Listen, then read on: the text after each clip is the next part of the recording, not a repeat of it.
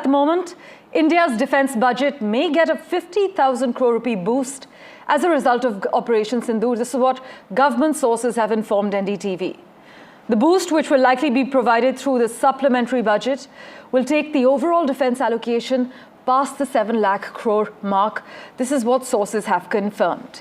In fact, the increased budget, approval for which will be sought in Parliament's winter session, will likely be used for research and development and the purchase of weapons, ammunition and other necessary equipment. This is what government sources have added. My colleague Shiv Arur has been tracking the finer developments for us. He joins us live at the moment. Shiv, so we're given to understand via our sources that India's defence budget may increase by 50,000 crores? Probably more, to be very honest, right. Because this is a country at war,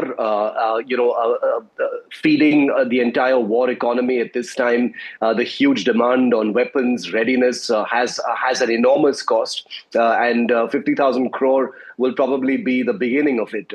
This is going to result in a fundamental shift in terms of how India sees its defense budget. The defense budget is already large, but it's still only a very small percent, less than 2% of our GDP, compared to countries like China, where it's 4, 5, 6%.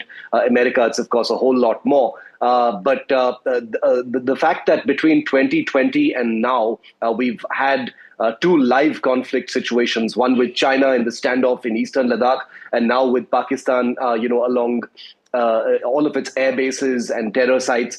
This completely changes the kind of demand game as far as Indian weapons are concerned. And like you rightly said, apart from the 13% from the supplementary budget, which is probably going to be cleared very soon, we'll probably see expanded emergency financial powers to, at the command level of different armed forces, which is something that also happened after the Eastern Ladakh flare-up between India and China.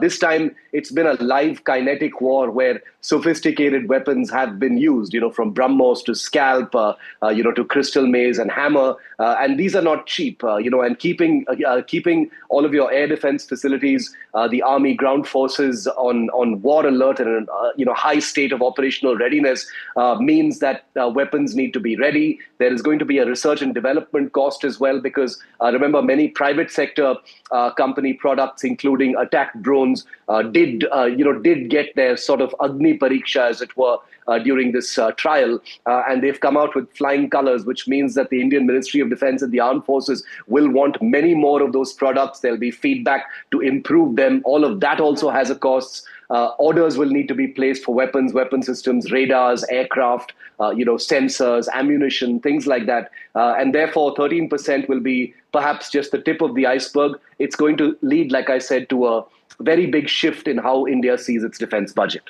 Shiv, as always, thanks so much for joining us with the latest lowdown and also contextualizing the details for us.